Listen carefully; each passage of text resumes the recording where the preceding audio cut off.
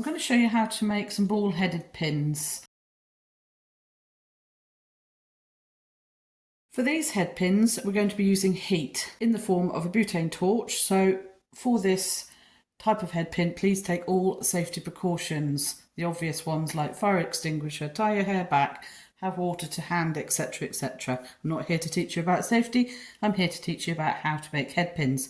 Let's get started. I've got 3 different thicknesses of wire. I've cut some lengths off, longer than I need for the normal average head pin, because when we do this we're going to be melting the wire, which will make the wire shorter.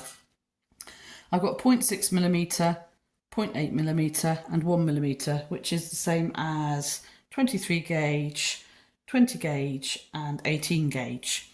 So you can use any of these types of thicknesses, and bear in mind the thicknesses will be dependent on what you're threading onto them. So for instance, if your bead's got a very fine hole, you might want to go for the finer wire, or get a different type of bead with a bigger hole. Right, let's get started. So I'm going to light the flame, and it's going across the water here, so it's hopefully nice and safe, which means if anything drops, it will drop into the water. And when I've finished balling up my wire, I can also then cool that off in the water. So we'll start with the thinner wire. We're going to hold the wire nice and firmly with your long nose pliers at right angles to the wire, like that, so that your hand is well away from the flame. You want to put the end of the wire in the same line as the flame, just at a very slight angle above, so you're just coming in. I don't know if I can show this, it's just, you're coming in so the tip of the wire is going to touch where that blue is. This is very fast, it'll start melting quite quickly.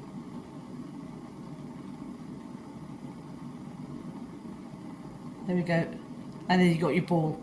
Don't worry about that little spiky bit on the end, because we can trim that off.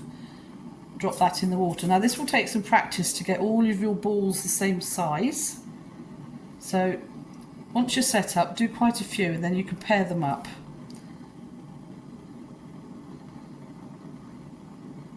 So we're just going to pop that tip into the flame where the blue is, and as soon as it starts melting, tip it up. So hopefully that ball will work its way up the wire a little bit. There you go. Can you see that okay? Let's bring that up. I don't know if that's going to focus or not.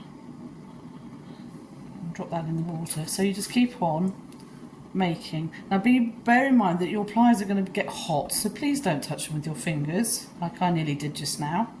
And every now and again you can douse your pliers into the water and cool them off. So you're just going to hold that tip in the flame and it balls up. Okay, so I'm just going to douse my pliers a little bit. Now I'm going to go on to the thicker wire, the medium one, which is 0.8mm diameter. That's the 20 gauge. I'm just going to straighten that out a bit so it's easier, keeping my hands well away from that flame. Pop the end in where that blue bit of the flame is, that's the hottest part. So take a little bit more melting because it's thicker wire. As soon as it starts, there we go.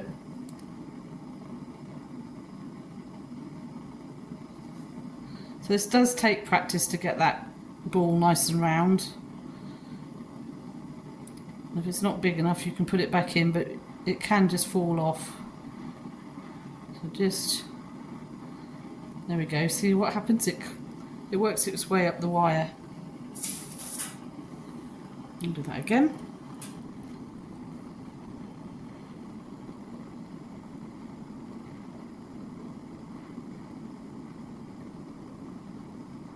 Quite tricky holding it in that one spot actually. There we go. There we go, that's better. So be calm, don't panic, don't burn yourself, but this makes excellent head pins. This is now the 1mm wire. There we go. And obviously the thicker the wire will make the bigger the ball. I'm going to leave that one, it's not quite round, but rather than me keep on, I'm better off getting a new piece of wire.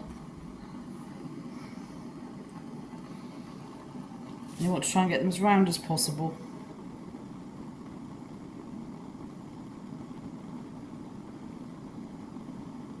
There we are.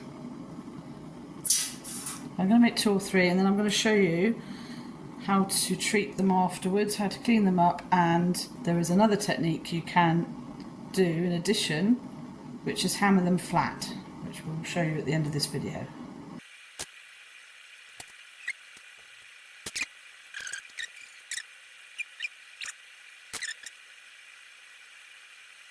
These have had a very quick clean up with a bit of wire wool. They need more, but for this video I just wanted to show you how to remove any pointy ends that you've got, for instance like that one. Don't know if that's focusing, but hopefully it is. So you've got your ball but then a very sharp pointy end. Just cut that off as close to the ball as you can and then use your file and just smooth that off so there's no scratchy edges, sharp pointy bits to catch on your clothing or skin when you are making this into jewellery. You could equally use a bit of sandpaper, fine grade sandpaper, to do this. It's probably not the best file actually. I've got these ones, might be better for bowing off that sharp point. That's better, I think. This particular old file is a bit rough. This one, I think these have got like a diamond coating on or something. I don't know what it is, but carbide or something. But it's a finer grit. It seems to work well. So you can just burr them off, and then if your wires have got very out of shape, you can straighten them up either with the nylon jawed pliers, which are excellent for thinner wire. I'm rubbing that along. You can probably just do it with your finger and thumb, depending on the thickness of the wire, or just with ordinary flat nose pliers, but just crimping, not crimping, but clamping gently up the stem, just to get that straightened out, ready to thread your beads on. So I think that's the 1mm wire or the 8mm. Let's try a really fine one, should be very, very easy. Cut that tiny point off, close to the ball, remove any burrs. That feels pretty good. And although that's got quite a tiny ball on it, if you're using tiny beads on your head pin, then that will be fine. So again, you just need to make sure that the ball end is big enough to stop whatever you're putting on there from falling off. I wanted to just show you then, so I've got those 3, I think they're different sizes. What happens if you hammer them? So we'll go for the thin one first.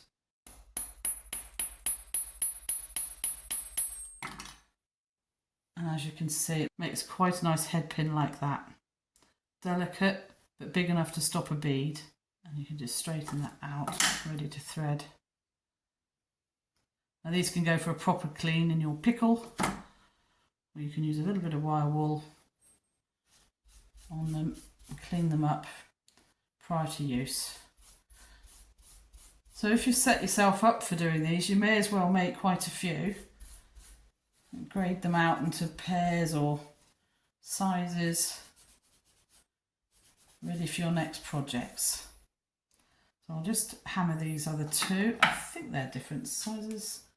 Yeah, that one's the 0.8.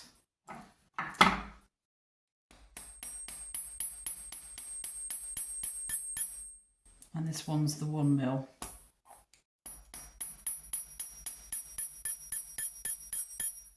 So there you can see that you get the different sized, I call them, I don't know, ping pong paddles or whatever, paddles. Different size, nice and round. They make lovely head pins. Once they've been cleaned up, they'll be brilliant for use. So there you go, that's how you make those. And I hope you've enjoyed watching that video. I'll see you next time.